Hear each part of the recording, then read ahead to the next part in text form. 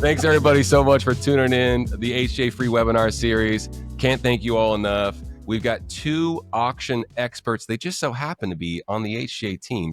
So tickled to have Sandy Hilsenrath and Tim Monahan here to talk about this. Sandy was raising money with JDRF Breakthrough T1D for 18 years with, doing countless events and golf and walks and all these lovely things. And so she has just oodles and oodles of information and experience. And then Tim Monahan was for the better part of a decade raising money with the Rocky Mountain Elk Foundation, dozens of events annually, working with volunteers, committees, super committee driven, super volunteer driven, and kind of different than obviously, right? Not kind of different than JDRF, but yeah, can't thank you all enough for joining us. Really, really appreciate it. Let's get started. So you're putting together your gala, your auction checklist. We were going to start at, hey, you're 9 months out because it is important to plan, because if you plan for success, more than likely you're going to, fill all the gaps and have success at your event. Let's talk about where you would start when you were 9 months out, Sandy, planning an event, and we'll get into the checklist, the actual meat and potatoes of the episode. Yeah. So it's funny because Tim and I were talking and, his timeline looked a little bit different than mine, right? I was more of a, 12-month planning, and that wasn't always the case, right? We moved, every year we moved it back a little bit, but, you said 9 months. I say start at 12 months, start right after your event, right? Because and we'll get into the post-event tasks, but that's a great time to start planning for your next one. Right. But the 9 to 12 months, and I always love to do an informal poll right after my event. When you're doing your thank yous, that's really when you're starting to plan your, what did you like? What did you see? What would you like to see next year? And you're making those notes and you're keeping them somewhere safe. So this way, when you really get into the nitty gritty around 6 months or so, you can look back at that. But I would say that there are things that you can definitely do again, right after that 9 to 12 month period. Did you like your auctioneer? Well, they book out, the good ones book out really far, right? Oh, and so get on their calendar. As soon as you have your event date, get on your auctioneer's calendar, especially if you like them, right? They were great. They raised a ton of money for you. Get on their calendar. Same thing for bidding platform, right? Just, go ahead, sign that contract, get it out of the way, get it off your plate. If you're happy with your bidding platform, your mobile bidding platform, get it taken care of right away. Right. And they might even, I don't know, maybe they give you a little discount or something if you sign on right after. Could be. Ask. Yeah. Right? Tim, what do you think? What do you have? I agree. I think even from my world where things are a little bit more condensed, you still have to start literally the night that the banquet ends, you're starting for next year, right? In different ways. And I think it's important to evaluate your banquet that just ended, or any fundraiser that you had, how it went, what were your wins, what were your losses, what do you want to change for next year? And in the moment, it doesn't really feel like you're planning necessarily for next year's banquet. You're just talking about what worked and what didn't, and what you can hone in on to improve for your next one. And that is planning for next year, right? Like, what do we want to change? This didn't work. Okay, let's modify this. And you have to do that when you're fresh, because if you do it 6 months later, the details you're going to miss and you're not going to remember them. You're not going to be able to adjust and pivot accordingly. So I think, after that event, start planning and go over your wins and losses, take notes, because again, you're not going to remember the fine details of what you want to change like you would the night of the dinner, the morning after the dinner. And one thing I used to do that, I would take, whenever you're the next day after your banquet, get everybody together and go out to breakfast, talk about your wins and losses. Because again, you get everybody there, it's fresh. And mainly you're celebrating the wins, right? But there's always that room to improve. And you're discussing your opportunities, right? Yeah. And we always want to get better. Yeah, exactly. Yeah. So I think, like you said, Sandy, it just starts right away. And then, another thing you can do is give it a little bit of time, a month, 45 days, have a big wrap up party, and kind of wrap everything up. But it also is getting everybody amped up for that next one that's coming. Yeah. I love how you said celebrate the wins. And, Sandy's talking about locking down, software, a great auctioneer, because they do get booked up and what have you. How much does the, getting on the phone, if you don't have the opportunity to all meet for breakfast or what have you, or just give the audience some more tools about how they can engage the top supporters, top sponsors, top bidders and givers of the evening. I'm big on asking them for feedback about, Absolutely. like you're talking about wins and losses. If it's fresh, it's like, hey, it was too long. Hey, I love the video before the fun to need, stuff like that. Give folks some tools on how and why they should ask for feedback and why it's so important. Sandy, you start. Yeah, no, definitely. I mean, that was one of my favorite things to do, right? You're calling, you're making a thank you call, right? What did you think? What did you like? How did it play out? Did you like the program? Did you like the speakers? Just ask them about everything. People love to be asked for opinions. Yes. And if it's a non-monetary ask and you're just asking for opinions, people love that. And they feel valued. It makes them feel really valued, and it gives you valuable information. Mm-hmm. Yeah, I agree. I think following up is so important. Yeah. Talking to as many people as you can, and try and do it by phone. Send thank you letters. Try and talk to everybody on the phone, and just get that feedback. And then I think another good way, because if you have a really big dinner, you're not going to be able to talk to every attendee, right? But you have their information. There's tools out there like Typeform and Google Forms where you can make surveys in no time. Build a quick survey out and send it out to your entire attendee list and just gather information. And anywhere that you can, let your data make decisions for you, especially when it's coming from the people that were at the dinner, or at the fundraiser, whatever kind of fundraiser you're doing. Let them help you make the right decisions instead of you trying to guess of what you think will work and what won't. You know what, Tim? You said something interesting there. Sorry. No, go. So you're talking about surveying the attendees. What about surveying the volunteers? Because 100%. those folks, right, they are just in little corners. They're overhearing conversations. They're really getting in the moment feedback from people. And so, and I didn't do this. I just thought, but let's send out a survey to them and say, hey, what did you think? What did you hear? What feedback do you have on the event? What feedback do you have on the volunteer experience? Mm-hmm. Well, and people will often be more open in those kind of scenarios too, instead of, if you're all at a wrap up breakfast, let's say the next day, some people are not going to want to speak up, or maybe they don't have it at the top of their mind, where you can do those things and survey your volunteers and survey your attendees. Like I said, Typeform and Google Forms, you can create surveys so easy now and send them out for essentially free. Why not? It just is it can be your guiding light in certain things. Now you're going to get some data that maybe it's not going to help you, but you're going to get a lot more that will. Yeah. Right.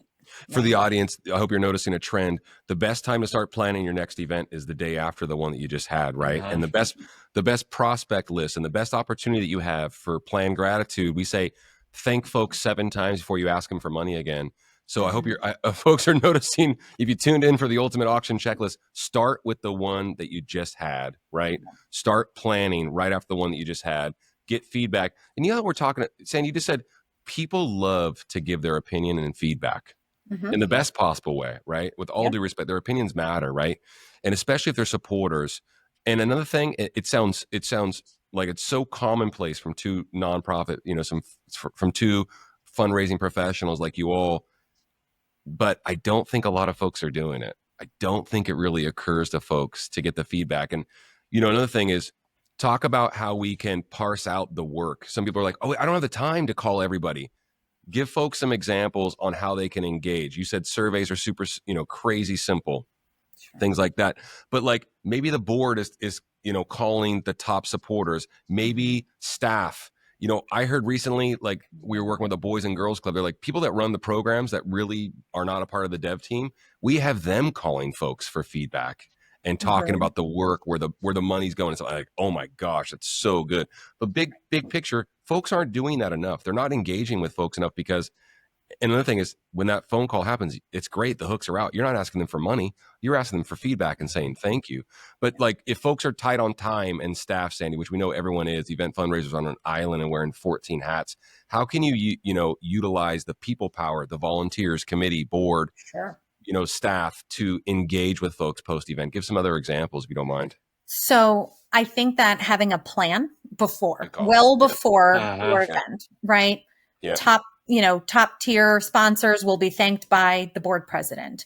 The next tier sponsors will be, or whether it be their contact, that may have recruited them as a sponsor, right? But I also think too, and I've said this before, that sometimes, so if you have a board member who brought on a sponsor, that gratitude shown by that board member, if they are friends and they're connected, may not be seen as a thank you from the organization. Good call. And so sometimes it's in certain situations, it's important as well for the executive director to reach out as well. So that this way there's representation from the organization. And then also, their personal friend is thanking them as well. Can't think, it's like I always say, sprinkle gratitude like confetti, right? Totally. But that's a miss that a lot of people do. Oh, well, they were thanked by, the board president, they were thanked by a board member, but they weren't thanked by the organization. Right. Massive. Well, and I always think something like that it's the easiest thing to do. But if you don't do it, it can make a massive negative impact where it's just like, it's so easy to make a call, and it doesn't have to be a 25-minute call. It can be a 5-minute call. It's a thank you. It's a, what can we do better?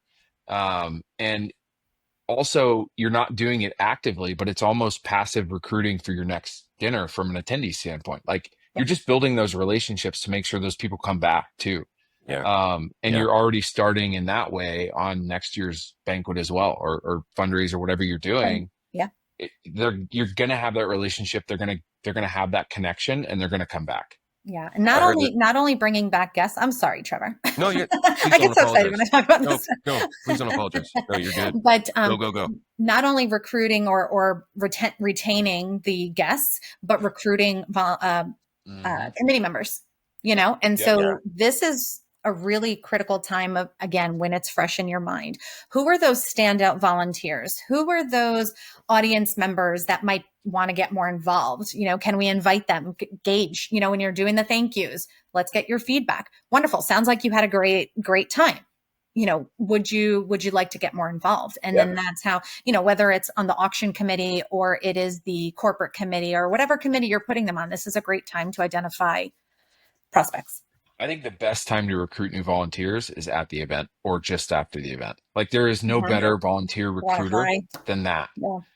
Because before that, it's all hypothetical. They're not able to see it and put it into action. But whenever you have those people that are engaged at the dinner and you can identify who those people are, it's a massive recruiting tool for volunteers, as long as you empower them once they come on, right? And give them roles. Like you were saying, Sandy, like identify where their strengths are and work with them on putting them in the right spots where they can flourish and feel valued. Exactly. And you do that night of just by watching people's behavior, Tim? I think you can do it night of by watching people's behavior. It's an engaging conversation that they have with another volunteer or me or anybody else. And you can just tell the people that are more interested.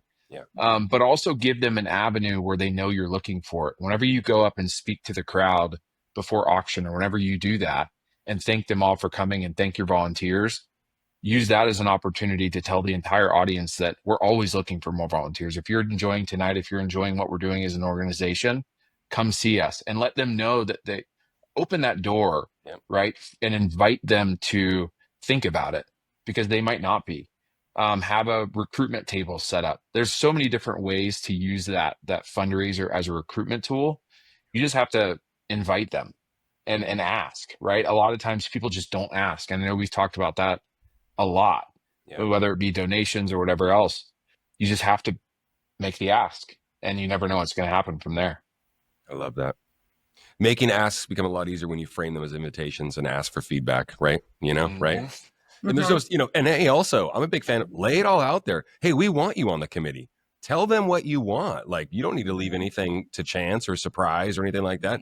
Lay it out there. You know what I mean? Right. I think it's massive.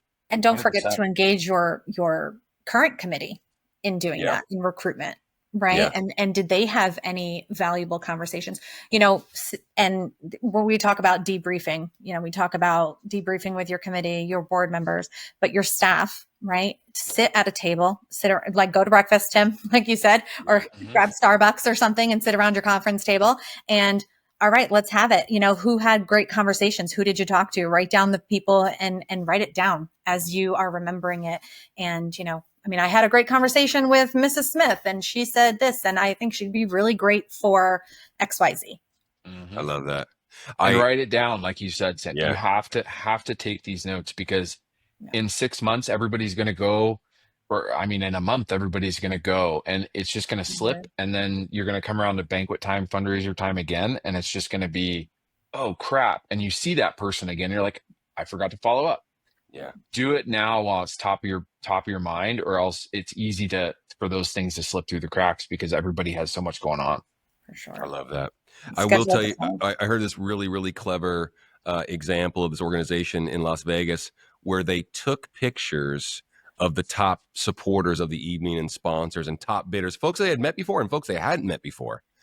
And the CEO of the organization emailed them personally with a thank you, of course, a brief thank you. Thanks for making the evening a success. And then a picture of them at the event. So they hired a photographer. I thought it was really clever. Yeah. Everybody loves to look at the pictures from the event, right? They want to, go through. Do sizzle reels, do pictures, have get a photographer or someone on your committee, or there's someone that's, has a 21-year-old that's great, at creating sizzle reels or what have you, or a professional. We were talking about like, hey, real estate folks are really outgoing and what have you. Have them come and make sizzle reels of the event and throw it out on social and stuff like that. So yeah, I'm chasing rabbits now. It sounds like we're reverse engineering the ultimate auction checklist and showing folks how they could really, really start and create their own. Now that we, the best time to plan your event is right afterwards, and plan gratitude. We could talk about that for hours, of course. Now let's just, if you're okay with this, let's talk about 6 months out. Now we're 6 months out. We got the venue, the auctioneer. If I'm jumping the gun a little bit, you let me know, Sandy. But we're 6 months out, and we're starting to really start, making hay with planning and whatnot. What are our next steps now? Start soliciting. Okay, cool. Start soliciting for items, right? Yeah. Okay. You could have set up your form months ago. You could do that at the 9 month, right? You have your form ready to go, but at 6 months, you're sending out your letter. Right. You're sending out your letter to your past and obviously customize them. Right. Last year you gave XYZ. Thank you so much. So, segment, I would definitely segment your letters, and then just start soliciting, but you want to really get everybody involved, your board, your committee, and get them starting to solicit. Cool. Yeah. Tim? I agree. I think at that time point, you're always, and especially when it comes to, for us, we would have a lot of local donations. And for each of our different banquets that we would have, through that engagement and relationship with the community, you get a lot of local donations, but from those local donations for items, for underwriting, whatever that might be, you need to give time, right? And especially if you're working with somebody who's going to hand make something. I mean, we used to have people make us picnic tables and bars and all this kind of stuff, right? But that doesn't happen overnight. You can't go to them 3 weeks before your dinner and expect to get an item. And oftentimes those are the items that make the biggest impact on your dinner because there's a relationship in the crowd. It's handmade by somebody local. There's all of these intangibles that come with items like that. And if you don't start soon, you're not going to get items like that. And in that 6 to 9 months, anywhere in there, you're starting to think about the details of your dinner. You're starting to look at, based on the notes you took and what happened 3 months ago, right? At the end of your last one, you're starting to understand what you want to see and who you want to start engaging with, for new items. Oh, this type of item did really well. Yeah. So let's get more of these types of items. Yeah. And you just try and fill that up because in the end, you're trying to get as many donations, as many underwriting, as many handmade local things that you can, so you don't have to go buy things, which is going to cut into your margins and your net. Right. I love wish lists. Yeah. wish Oh, lists cool. are great. Yeah. And so that's what you can start building when you're having those post-event conversations. Start, what would you like to see again, and put it in a document, because in this way, at your committee kickoff meeting, right, you are handing them a wish list. You're handing out however many pages it is. This is what we're looking for. We're looking for a suite at, the Dodgers or something like that. And you're putting this out there and, pay attention to quality over quantity, and really say, okay, this is what we think. This is what's going to appeal to folks. This is what is going to inspire generosity the night of, right? And so get that out there. I mean, thinking outside of the box, yes, you can send letters. You should definitely engage your board and your committee. But how about social media? How about wish list Wednesday or something like that? And you're posting every Wednesday or every 2 weeks, 5 items that you're looking for, because you never know who's going to be looking at that and say, oh, I know somebody at that, who knows someone from that team, or we can get something autographed by such and such, player or something like that. So definitely put it out on social media as well. Yeah, I think make sure you delegate and try the best you can. It's hard, right? We all need more volunteers. That's the biggest thing we need all the time. But try and set up your structure so that you have teams that can focus on this. So one person isn't getting burned out by, doing all of this work. So build out a merchandise team, an auction team, whatever you need to do so that you can delegate and spread out the workload, because that's always going to turn into more donations, more items, better items, because you're leveraging all the different relationships people have within that community, or what in their networks or their second and third hand connections. You're just increasing the amount of opportunity that you're going to have by involving more people in that, and then you don't have the risk of burning one person out because they're doing everything. Yeah. And give them the tools to send that out, like actually write it for them. Yeah. Right. Like, set them up for success. Yeah. We're just having that conversation. I love that. Hey, I want to get to a couple questions really quick. Hey, Gianna, how would all of this fit at a gala? Embellish a little bit, John, if you don't mind. And we'll get to that exact question. Oh, that's a cool thing. Little feature we have on the new platform. If you haven't all we're kind of fish out of water today with brand new platforms. It's actually really, really fun. It's got a lot of bells and whistles. Beverly, I love, what about having a separate post-event committee whose responsibilities are to send thank yous? Kind of like a gratitude committee. I think that's amazing. They wouldn't be exhausted, she says, from the event, and can provide info to the committee at large at the wrap-up meeting. I love that. I think it's amazing. Thanks for sharing, Bev. I think it's fantastic. It's also always good to see you. So thanks for joining us.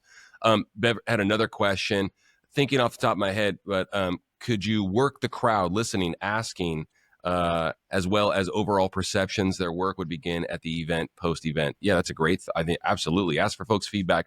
I think we mentioned, like, ask the volunteers and the attendees, ask them for feedback night of, when you're wrapping, maybe when the auction's over, right? I think never too soon. Or that make a plan to have a meeting, follow-up meeting. Hey, there's a lot going on, but I want to hear more about that. Let's go get coffee. Let's talk Tuesday or let's talk this week, and then make sure you follow up later on for that call. Strike while the iron's hot. No question. I think that's fantastic. Thanks, Bev. John, I want you to follow up with us with that question. Just embellish a little bit more about how this would all fit at a gala. And then Becky, what do you mean by segmenting your solicitation letters? Sure. So I would have one set of letters for previous donors, right? And then you're going to have something that sounds a little bit different. The tone's a little bit different. The wording is a little bit different for new folks who may not know about the organization. So you definitely want to segment your list that way. And so just different letters, that's it. Yeah. Just different letters and different wording for different people, how they engage with you. For sponsors, the whole nine. I want to get into sponsor talk. Gianna, thanks for following up. Hey, just wanted to just get a little bit more detail from you about how all this would fit at a gala, and we want to answer all your questions. So thanks, everybody, for sharing. Keep bringing the questions for Tim and Sandy. Pretty please. That'd be fantastic. But let's talk. Next steps. We got solicitation letters out. We're looking for items, all that good stuff. You want to talk about sponsors? You want to talk about underwriting? What's next? For me in the auction world, there's a lot of organization. So Tim, I don't know how you guys handle this at your organization, but just, listen, you have all these forms coming in. What are you doing with them? Are you scanning them into a system? Please, please, please keep them organized so you don't lose anything. So you have all the information you need. If you have your bidding platform ready, you can start putting them into that as well. But you're also going to have paper, right? I used to have a binder, and this is going back, but like I used to have a binder. I mean, I had, 150 auction items, right? And so I had a binder that was categorized and, numbered. All of them were numbered and everything like that. So come up with a system to keep yourself organized and then start doing that. Whether it's, if you're keeping a folder on your computer, then scan them in and pop them in. Or if they're coming in through email, which is likely, then you can just, save them in there. So, I agree. I think organization is key. And if you're organized, it's going to encourage you and the committee to handle things as they come through. If you get a new donation, okay, we're going to mark this as, we're going to put it in live auction. We're going to put it in raffle, like wherever you're going to place those things. What if you're not organized? And I've seen this where committees it'll be kind of sporadic. Communication is not real good. Merchandise team isn't really talking to finance team. Donation team isn't really talking to merchandise team. And what will happen is, we've probably all been there. You get to, 3-4 weeks before the dinner, and it's like a scramble because you're trying to clean up all this stuff that should have been done along the way. So I think, like Sandy said, set up a process, like set your processes up, almost create an SOP for each thing that's going to happen. And treat it like a business, because it is. Like, you're essentially running a small business. If you're fundraising and you're part of a nonprofit, every fundraiser is a small business, and you have to treat it that way. Because if you don't, you're going to get disorganized. Things are going to slip through the cracks. People are going to feel overwhelmed, and that's whenever it gets harder and harder. But you have to utilize your team for that, and focus on communication, so all of your teams are talking to one another.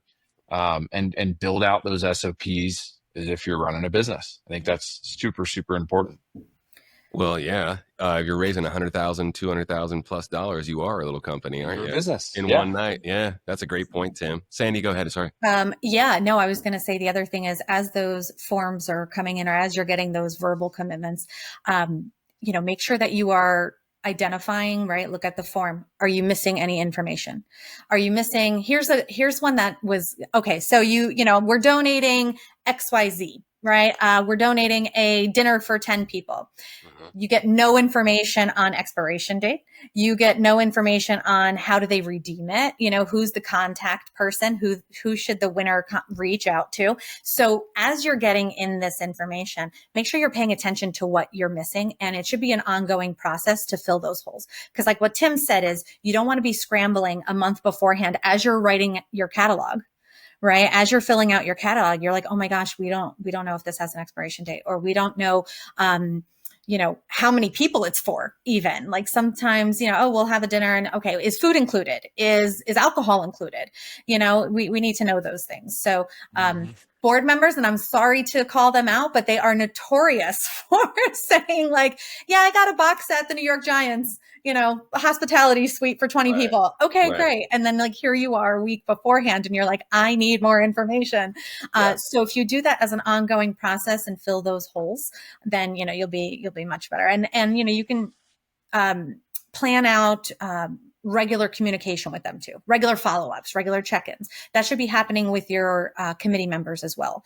Maybe outside of the meetings anyway. You're going to have a regular meeting schedule, but plan out, I need to call Becky and talk to her about, how she's doing with these 15 items that she was soliciting, so that you can keep the ball rolling.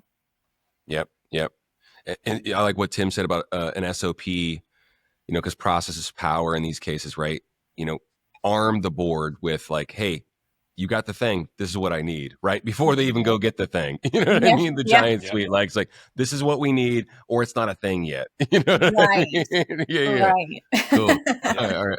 Yeah. Hey, another call for questions. We're getting in the weeds. It's awesome. And we're rolling up our sleeves. And chronologically, now we're getting even closer to the event the night of. Let's just say now we've done the solicitation stuff 6 months out. Now we're about 90 days out. What are we doing now? Okay. Yeah, go. I think Great. yeah, Sandy, you want to take it or you want me to? Yeah, no, that's fine. At this point, I would want to be walking into the event with my checkout process, my evening, what's going to happen the night of, right? Timeline and And what have you. Yeah. and actually what we did not say earlier too was identify your night of needs, right? How many volunteers do you need? How many volunteers do you need to set up? How many volunteers do you need to man and walk around and help people answer questions? You want to have your volunteers have the catalog beforehand. And what I used to do is assign. So we had, Tim is going to volunteer. Tim, you're going to be in charge of these 10 items the night of. And your job is to walk around the tables where those 10 items are, and you're going to answer any questions that people have. I love that. And so you learn them, right? And so then this way beforehand, you can ask me any questions. And a lot of times volunteers will find those missing holes of information that you didn't realize because you've been staring at an auction catalog for 3 weeks and it's all starting to become a blur. But bring those volunteers in. What else was I going to say? Oh, and so just, plan out your night of procedure. So that's what you should be doing at 3 months. Tim, do you have anything? Yeah, I feel like 3 months in, you're really starting to, like, everything else has been merchandise related. It's been donation related. It's been caterer related and auctioneer and venue and all these like overarching issues that you have to get dialed in. Now I think it's you're really focusing on the night of, and what the processes look like. Like you said, who is doing what, because it happens too often where you get to a dinner, something is going on, and if someone is not in charge of that, if somebody doesn't know, then it becomes that scramble that we've all had, right? It's like, oh crap, we forgot this. Okay, let's deal with it. And it's one of those things you mark in the back of your head and you go over at the wrap-up meeting, and your job is to make sure that the attendees don't see those things happening, right? But you want to avoid, and those are always going to happen. I was going to say that's inevitable, you can't, of course, right? You can't avoid those things at a banquet, but you want to just continuously learn and work on those things so that, again, it's a process, and dial these things in early so everybody knows what to expect. It's very clear, and that's going to make you more efficient night of, but it's also going to make you more efficient in every day from 3 months till the night of, where you can focus efforts on things that are, continuing to get more merchandise, continuing to get more donations. And so you can spend more time focusing on those things opposed to scrambling and, again, trying to get organized when you're not. So yeah, I think on here, it's a lot of different stuff where determine the needs. It's ordering things you need, the printer paper, make sure you have a printer that's going to the event. Making sure that you have your finance table and everything you have set up there ready, your auction, your bidding platforms. I think checking all of those things off the list so that as you get closer, your night's going to be as smooth as possible. So you have time and the energy to work on, the fires and putting those out, because they're always going to pop up. But make sure they're spot fires, not wildfires, right? Exactly. Yeah. Good and call. Here's one thing too that I would like to do it a little further out is raffle licenses. Depending on what state, right? So I think we skipped over this one because 6 months out maybe, because if you're hitting 3 months, you're cutting it a little close. Good call. Right, with raffle licenses. And so depending on what state you're in, I know New Jersey is just very strict. Yeah, it's very regulated. And so, there's multiple things, and you might have to have, 3 different raffle licenses depending, right? Are you doing an off-premise raffle? Are you doing an on-premise raffle? There's a lot of rules. So just make sure that, about the 6-month mark, if you're planning on a raffle, and, just learn the rules. Learn the rules if it's a first time. If it's not your first time, then obviously you're more aware and of the timelines and such. But call the clerks of the cities that you need to apply to and learn the process. I love it. Yeah. Good. What's next? What's next? Well, now we're in the 1 to 2 months. Okay. Start writing those descriptions. Okay. Cool. Now, what I did not have at my disposal when I was doing this was AI. Yeah. So, good call. Yeah. I mean, in my day, I wrote so many descriptions. And just being really, really specific for the audience, Sandy, like descriptions for auction items. For auction items, yeah. So this is your moment to promote and sell, and get them excited, right? Yeah. Use the wording. But yeah, I wish I had Chat GPT. Yeah, seriously. I mean, I use it, for everything now. But yeah, those descriptions, you put it in there and just throw it in, see what it spits back out at you. It fixes it and fixes all your typos and things. So that would have been such a time saver. But, I always try to get as much information from the donor or the committee member who solicited it, right? Like, give me some good language, help me sell this. And so that's another way to cut down on the time that it takes to write descriptions.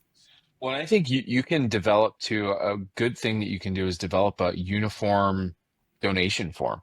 Like, so whenever somebody is getting a donation, a committee member, volunteer, making sure that those are filled out with what you need, or whoever's writing those descriptions, making sure you have all the information you need so that you can piece it together and be efficient again. And I think you brought up a really good point. I think for those that are not yet on the AI bandwagon, get on, because the efficiency that you can gain from utilizing and like using the power that is Chat GPT or Grok or whatever one of these AI agents are, it's going to have a profound impact on productivity if you use it right. You're not lazy because you're using AI. I want to make that very clear. Like, there are some lazy people that will use it, right, and they're using it for the wrong reasons. But if you're using it for the right reasons, from slideshows to descriptions to timelines to programs, like, it is endless. And I agree with you, Sandy. I wish I had it whenever I was fundraising a lot, because it is unbelievable what it can do. And I think, the tech side, I think, you said it with descriptions. I think start taking your photos now. Start building out your program now. Like, it's never too soon to start doing that. If you're doing a slideshow that's going to go in conjunction with your live auction, start building that. Again, start doing these things. You can build build it over time. Slide template months before, when you come up with your theme and your event concept, your invitation concept, build your slides then. Right. And as you get things in, take a picture, write your description, put it in the slideshow, put it in the program. So you're going through this process and you're just getting things done. So you're not 2 weeks out and somebody's not spending, till 3 a.m. trying to get this thing done.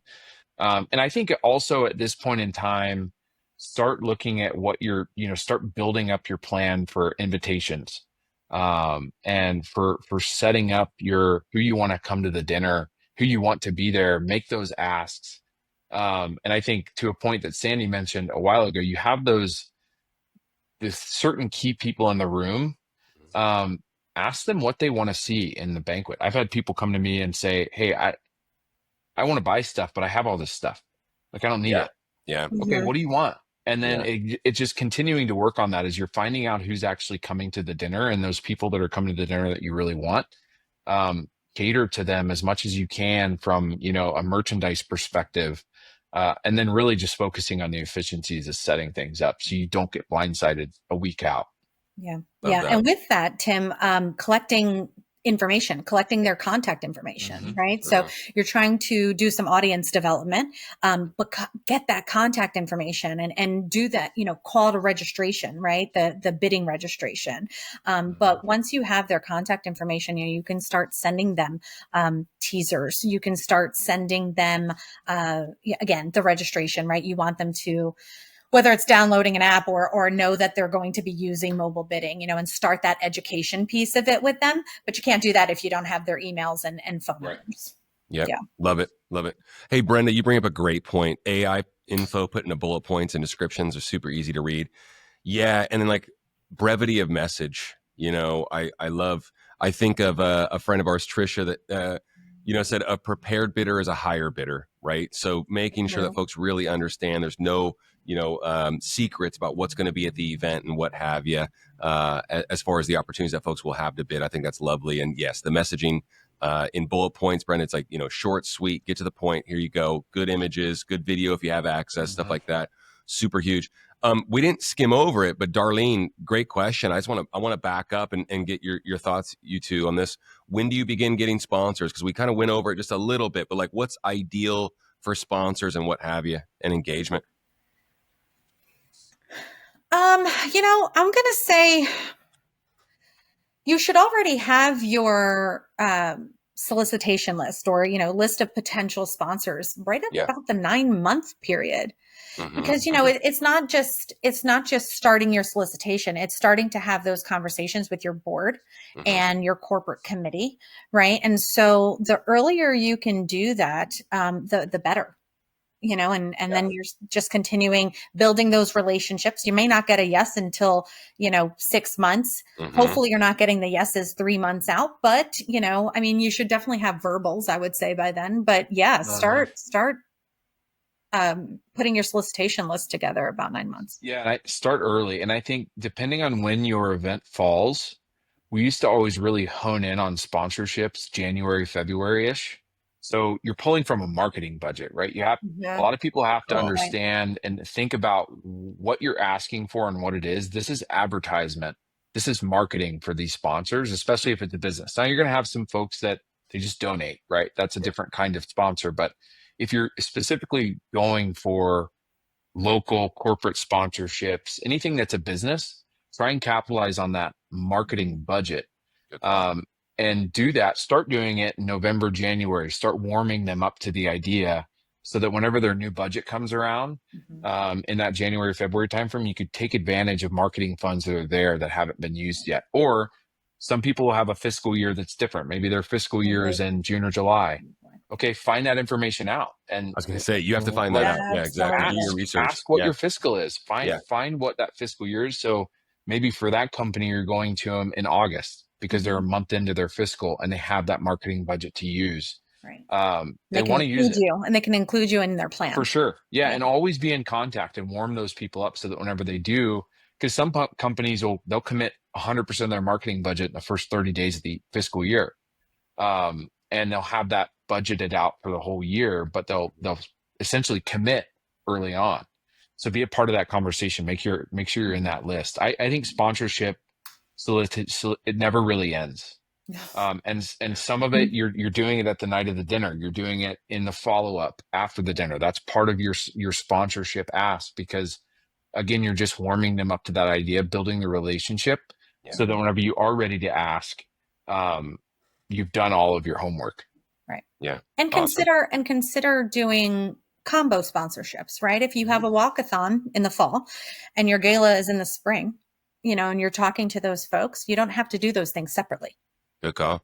Yeah. Especially if you're talking about, working with their fiscal budget or their fiscal year and what their budget looks like, have your organization factored into their plan for the year. Right. Yeah. Don't be afraid to get creative with sponsorships. Anything is sponsorable, right? Like, you sponsor a silent auction, sponsor a game, sponsor a raffle, sponsor your live auction, presenting sponsor. You can the catering is sponsored by, like, you can sponsor everything. So get creative with that too, because everything is a marketing opportunity in that room. I love that. Sponsorships and underwriting. Yeah. Massive. Absolutely. Massive. And it's write off for the company too. It can be a donation. It can be a sponsorship. Like there's so much opportunity to take advantage of, especially going after the corporate side. Yeah. Because there's so many things that they can do from a tax perspective that helps them, and they need to do it. Absolutely. So why not you? Yeah. And we talk about this we've been talking about this for years, about the sponsorships and underwriting piece. And, hey, you can't buy a table scenario, that we see often. You can't buy a table. You're the CEO of the bank. You go to 15 events. Oh, geez, I don't want to buy another table and have to invite 8 people, 10 people, 12 people.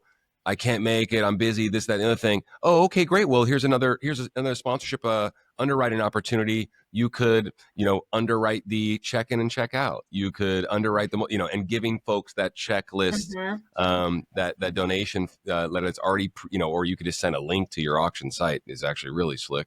But giving folks opportunity to give in different ways, creative ways, actually really inspires thoughtfulness and giving from them. And then, I don't necessarily need to close out the sponsorship piece, but don't be afraid to ask for more. keep pushing the bar. You know what I mean? I'm gonna do some. We're gonna do some more questions, and then Claire, great point about chat or whatever AI tool you're using. It's so helpful if you create an account on ChatGPT. We'll start to remember details about your org and event. Yes, Sandy, Tim, myself, our entire team. It's not mandated. Our entire team uses it daily. And it's just like Tim said, it's a tool, and it's such a great time saver as well, and just makes you, more effective, more efficient. I love that. And yes, if you feed it, it will learn more about you and deep learn. So I think it's fantastic. The difference between sponsorships and underwriting and how to tailor the ask for each of those. You want to get into that a little bit? As far as the question that Claire had, the difference between sponsorships and underwriting. Yeah. I mean, the major difference, right, is tickets or not, right? Are there tables included? Are there tickets included? That would be, more of sponsorship, right? Yep. Underwriting is naming rights. So it would be, again, the silent auction, sponsored by, the live auction sponsored by, and the red carpet, the picture, check in, check out. The stage. We've shared this story 100 times. We have friends in the space that absolutely nail underwriting, and they'll have the bathroom, the refreshing station underwritten, the bar, the mobile bidding, the golden ticket. You can have a revenue enhancer underwritten. It's the golden ticket. Catering. Yes. Venue. AV. Everything. The whole nine. Claire, reach out to us. Super easy to find it. It's all our first names at hjfundraising.com, and we can have a separate conversation with you or set you up for a coaching call where we just answer all these questions. That's actually a nice segue into reach out to us. We offer free coaching, no strings attached or anything like that. Our time is free, and our information is valuable. So we can get in the weeds with you a little bit more on underwriting, how you can really, really just maximize how you offer it. Because I can tell you a lot of orgs are not doing this. It's a massive, massive revenue stream if you're giving folks the opportunity to underwrite portions of your event. Really, really cool. And like Sandy even said, underwriting items in your event. Yes. Like the live auction piece, you can have the whole live auction underwritten, but then you can have individual items are underwritten. And it's marketing opportunity. It's whenever that auction item comes up, this is presented by, this is underwritten by. There is literally nothing you can't like you said, the bathrooms. Totally. Right? It's so cool. I'll share the story. Dear friend of ours, Becky Felak, and she took Jason's advice. Jason is CEO and co-founder of HJ Fundraising. He's my partner. And he does the free coaching as well as all of us, as a matter of fact. But Gianna, if you need coaching as well, Rhino, if you put the link up, for the free coaching with Jason, set up a free coaching session with him, or reach out to us once again via email, whatever's easiest for you.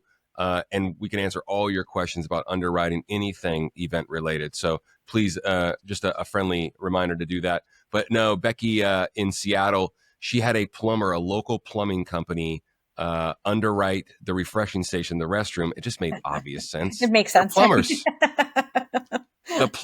The plumber was apparently a very prolific one and had a yacht, and donated. The underwriting conversation turned into, I love the organization. I love what y'all do. They send children and their families with cancer to camp. Amazing mission, amazing impact. And so that was really, really cool for them to get involved. But the owner of the plumbing company had a yacht and donated it as a live auction item. They sold it twice for $10,000. That's awesome. So you never know, like these conversations are very clever. They're very poignant. They're necessary in our space, and they're not happening enough at the organization level. Hey, you all, I want to get to Beverly's question, then we got to give something away. How do you warm up, quote unquote, businesses and organizations before asking for money? What do you say? Just info about the event? How do you contact them? Phone, text, letters? Oh, there's a lot to unpack there, Beverly. Let's get to it. Tim, you start. I think for the initial warm up is just that relationship, right? Like you're building the relationship with them. You're not necessarily in the back of your mind. You might have, this goal of, okay, this person could be a sponsor. This person could be a donor. But you're not just going out and asking, right? You want to, build a relationship with them, understand who they are, understand what's important to them, understand, why they've come to the dinner, or why they've, donated in the past, or why they bought a live auction. If they're a target that you want as a sponsor, I think just building a relationship is the warm up piece, and staying in contact, and I think that can happen with any of those: phone, text, letters. Like, I don't think you put any into a box necessarily. Right. Yeah. Just build a relationship like you would build a relationship with anybody. And knowing that at some point you think that is your end goal, but finding out the different things about them. And if it is a company, right, that warm up process can be understanding when their fiscal year is, but it's all just through conversations, like organic. It's not with an agenda. It's not salesy.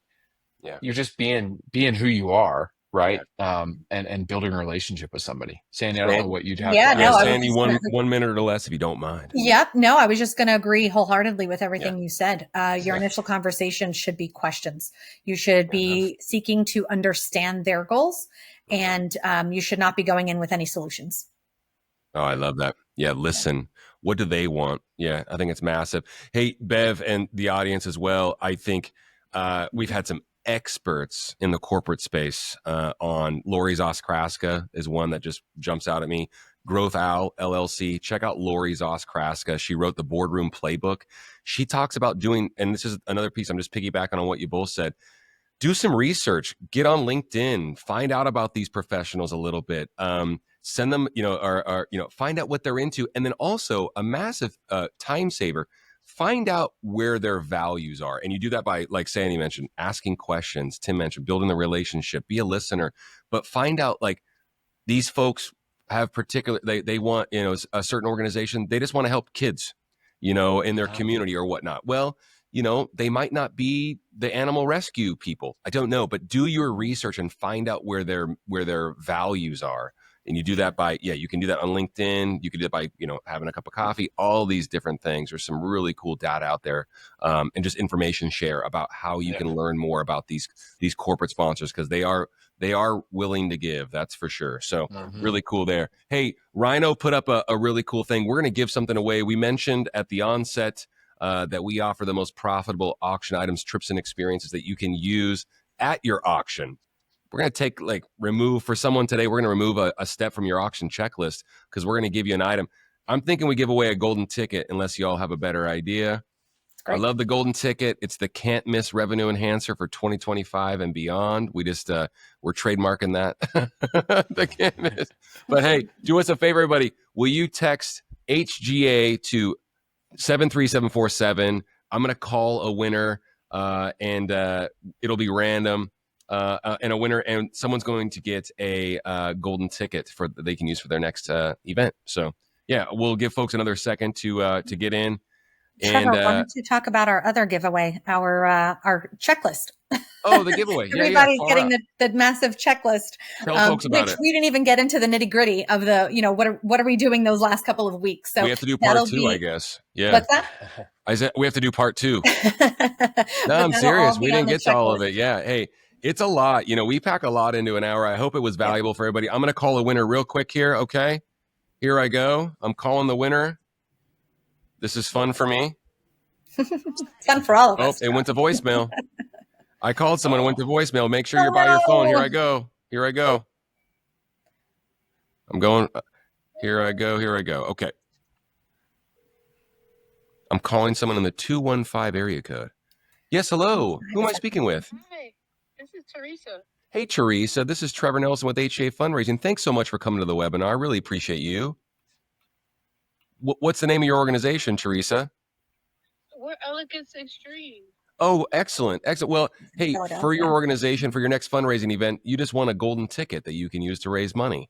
Oh, that's great. So, okay, our gala's coming up soon. Your gala's coming up soon? Miss Jana, who's been asking some questions on here. She's actually the founder of the organization. Perfect. I'm actually also on the call too, because we have an auction that's going to start soon, and we wanted to awesome. come on to here and perfect. Get some advice and stuff. Well, it means the world that you came on today, and we'll be in touch today with the golden ticket. And be sure to join us again. Thank Gianna as well. And can't thank you enough for coming, Teresa. Appreciate you. Sure. We're going to do a one-on-one too. Perfect. Do it. Yeah. That's fantastic. Yeah, that'll be great. And thank you so much, like I said, for coming to the webinar. And we'll see you all very, very soon on the next one then. Okay, thank you. All right. Bye. Bye, Teresa. Take care. Thank you. Congrats. That's exciting. That's fun. Every time we do that, it's really awesome. fun. So much fun. It's really fun talking about fundraising with two fundraising experts too. I can't thank you both enough. Yeah. That was awesome. Yeah. Awesome. Far out. Hey, everybody.